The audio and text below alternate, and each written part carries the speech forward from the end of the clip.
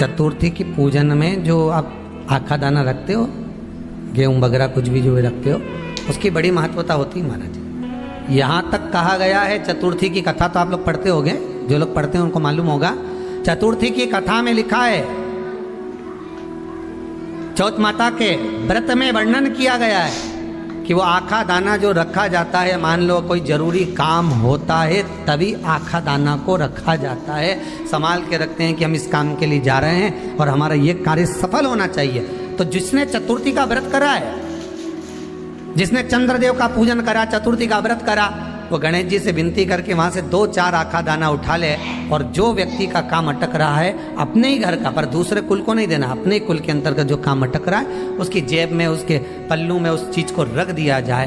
तो चतुर्थी जो अगली आती है, जैसे आप महीने की करते हो तो महीने की, और आप जैसे करते हो कि 4 अलग बड़ी बड़ी चतुर्थी करते हो तो उसके अनुसार आपका कार्य सिद्ध होता ही है। उस आखे दाने का इतना महत्व होता है क्योंकि चतुर्थी का व्रत करने वाली माता जब व्रत करती है तो स्वयं चतुर्थी की कथा में लिखा हुआ है कि पार्वती जी गणेश जी से चतुर्थी की कथा बचवाते हैं। तो चतुर्थी की कथा जब होती है तो उसको स्वयं गणेश जी बाच रहे हैं। तो व्रत कौन सुन रही है? माता पार्वती। और आपने जो आखा दाना लिया वो गणेश जी के भाव से लिया, गणेश जी से निवेदन करके, विनय करके, प्रार्थना कर उसको प्राप्त किया। तो जिनकी यहाँ संपदा की कमी होती है, वैभव की कमी होती है, लक्ष्मी की कमी होती है, प्रतिष्ठा की कमी होती है, धन की कमी होती है, उसके लिए बुधवार के दिन अगर शंकर पर 1 लोटा पानी चढ़ाया जाता है तो जिन लड़कियों का विवाह नहीं हो रहा, जिन बच्चों का विवाह नहीं हो रहा, उन बच्चों के भी विवाह हो जाते हैं। हमारा वृद्धि से मतलब होता है जिस कन्या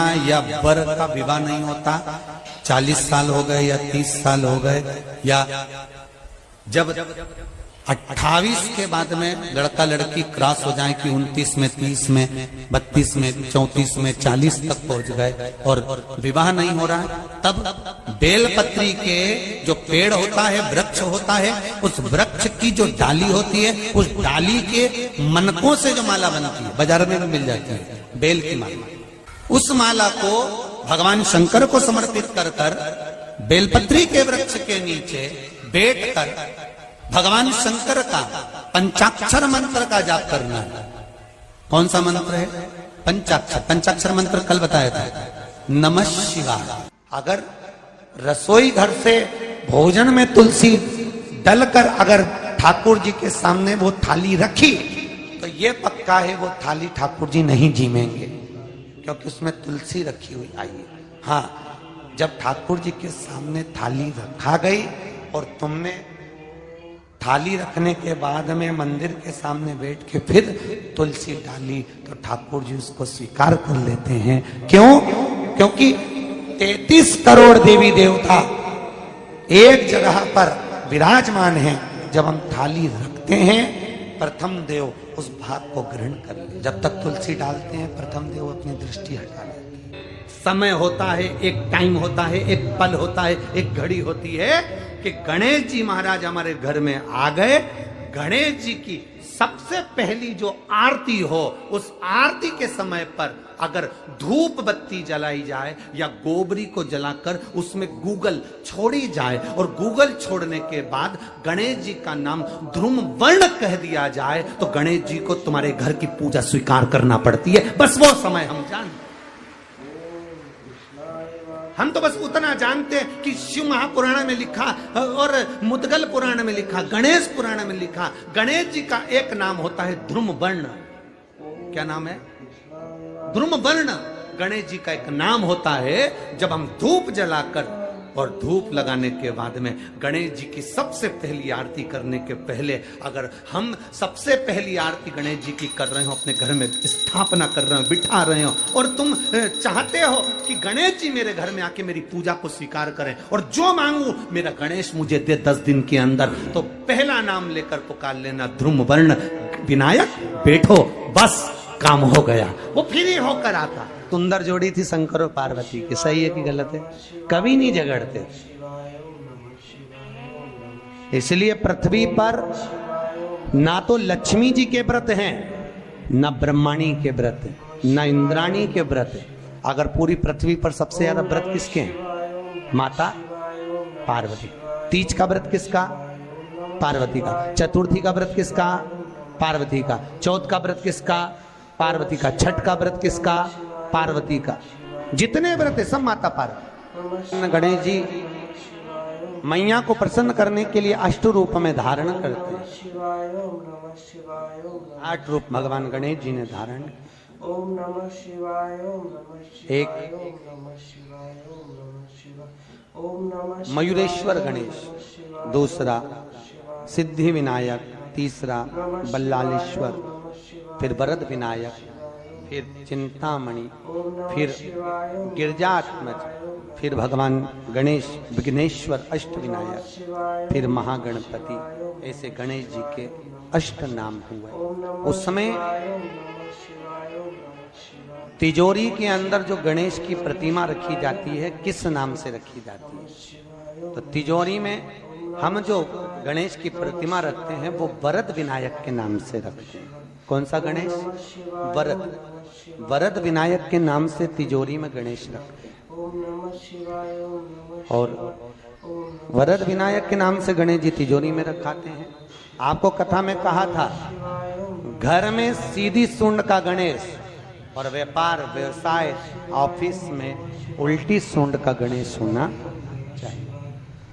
वरद विनायक को तिजोरी में। जब मकान का गृह प्रवेश होता है तो गणेश जी की पूजन जो दरवाजे पर करी जाती है उसे सिद्धि विनायक गणेश कहते हैं। कौन सा गणेश? सिद्धि विनायक। जब हम घर में शुभ कार्य हो, बंदरवाल लगाएं, कोई दरवाजे पर शुभ लाभ लगाएं या स्वस्तिक बनाएं या माताएं दरवाजे पर रंगोली डाले तो उसी समय पर सिद्धि विनायक के नाम से रंगोली डालना चाहिए। तो घर में लक्ष्मी बढ़ती है, सिद्धता बढ़ती है। याद रखिए कभी भी गणेश जी को, मिट्टी के गणेश जी लाते हो भादो महीने में, तो विसर्जन करो तो विसर्जन के समय पर 2 बिंदी, एक कंकु की एक हल्दी की, दीवार पर जरूर लगा देना चाहिए। क्यों? क्योंकि गणेश जी हमारे यहाँ आते हैं तो रिद्धि सिद्धि के साथ आते हैं, पर जब गणेश जी जाते हैं अगर हम बिंदी नहीं लगाते हैं तो गणेश जी अपनी रिद्धि सिद्धि को साथ में लेकर चले जाते हैं। पति के साथ पत्नी वापिस चली जाती है।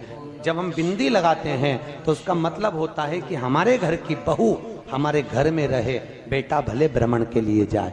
तो गणेश जी जाते हैं, रिद्धि सिद्धि घर में रह जाती है। इसलिए रिद्धि सिद्धि को घर में रखने के लिए 2 बिंदी लगाना चाहिए, एक कुंकू की एक हल्दी।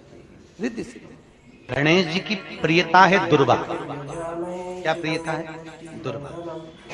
कितनी दुर्वा गणेश जी को समर्पित करी जाती है? मात्र 5। कितनी? आज के जमाने में लोग गट्ठा बनाकर चढ़ा दें, वो अपनी जगह पर 5 दुर्वा पंचम इंद्रियों को वश में करने के लिए और भगवान के 5 जो स्वरूप हैं उनको अपने भीतर उतारने के लिए 5। और दुर्वा में भी 3 गांठ।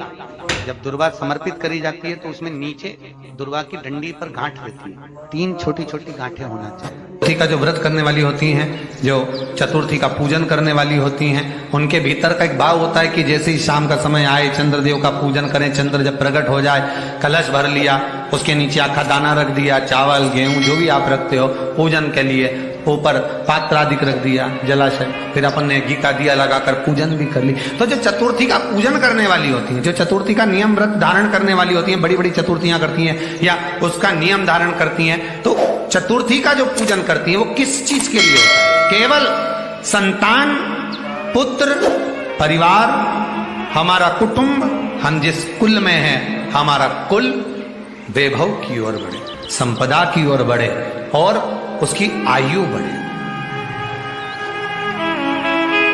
उसकी आयु बढ़े, वैभव बढ़े।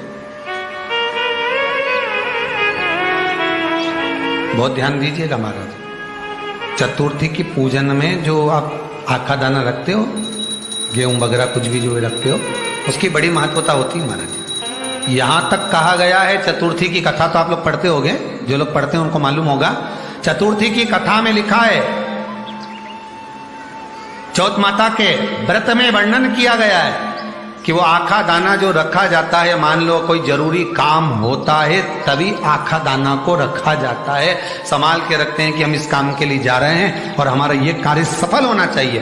तो जिसने चतुर्थी का व्रत करा है, जिसने चंद्रदेव का पूजन करा, चतुर्थी का व्रत करा, वो गणेश जी से विनती करके वहां से 2-4 आखा दाना उठा ले, और जो व्यक्ति का काम अटक रहा है अपने ही घर का, पर दूसरे कुल को नहीं देना, अपने ही कुल के अंतर्गत जो काम अटक रहा है उसकी जेब में, उसके पल्लू में उस चीज को रख दिया जाए।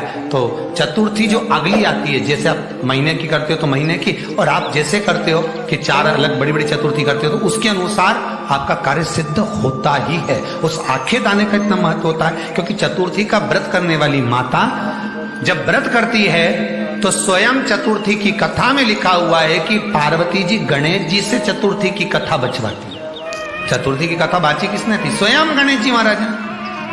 और सुनी किसने थी? माता पार्वती। बाचने वाले गणेश जी थे, सुनने वाली माता पार्वती थी। तो चतुर्थी की कथा जब होती है तो उसको स्वयं गणेश जी बाच रहे हैं। तो व्रत कौन सुन रही है? माता पार्वती। और आपने जो आखा दाना लिया वो गणेश जी के भाव से लिया, गणेश जी से निवेदन करके, विनय करके, प्रार्थना कर उसको प्राप्त किया। जितने आस्था चैनल पर कथा सुन रहे हो, जितने फेसबुक और यूट्यूब पर सुन रहे हो, और जितने इस छत्तीसगढ़ की पावन धरा पर बैठकर सुन रहे हो, बहुत सावधानी से सुनना। एक छोटा सा कपूर का टुकड़ा जब आरती में जलाया जाता है तो ये कपूर क्यों जलाते हैं? इस कपूर का महत्व क्या है? इस कपूर का कारण क्या है? ये कपूर है कौन जिसको हम आरती में जला? क्या जरूरत है इस कपूर को आरती में जलाने की? क्या जरूरत है इसको यज्ञशाला में जलाने की? क्या जरूरत है इस कपूर को पूजन में जलाने की? स्वयं गुरु बाबा कहते हैं यदि कोई आरती में, पूजन में, घर में एक कपूर का टुकड़ा आरती के बाद में जब समर्पित करेगा तो उसको अश्वमेध यज्ञ का पुण्य प्राप्त होगा। अश्वमेध यज्ञ के पुण्य को पाने के लिए कपूर का टुकड़ा आज भी आरती में जलाया जाए। एक कपूर का टुकड़ा सुख का, इसीलिए हमारे यहाँ शास्त्र कहता है महाराज, जब आपको घर में अगर ऐसा लगने लगे कि 15 दिन से बहुत बेचैनी है, बहुत दुख तकलीफ लग रही है, कोई ना कोई बीमार पड़ रहा है, कुछ ना कुछ तकलीफें लग रही है, तो एक पीपल का पत्ता ले लो, उसके ऊपर एक कपूर का टुकड़ा ले लो, सारे घर में घुमाकर उसको दरवाजे के बीच मध्य में जलाकर थोड़ी सी जगह 20 से 25 मिनट के अंदर मकान में एनर्जी का भवन में 20 से 25 मिनट के अंदर एनर्जी का लग रहा है कि यहाँ नेगेटिव है तो उसको पॉजिटिव बनाया जा सकता है। रात को 12 बजे शंकर जी के मंदिर में शिवलिंग पर चढ़ी हुई बेलपत्री को उठाकर शंकर मंदिर का शिखर देखकर चबा चबा कर खा लीजिए। आपके पांव के घुटने बदलने की जरूरत नहीं पड़ेगी।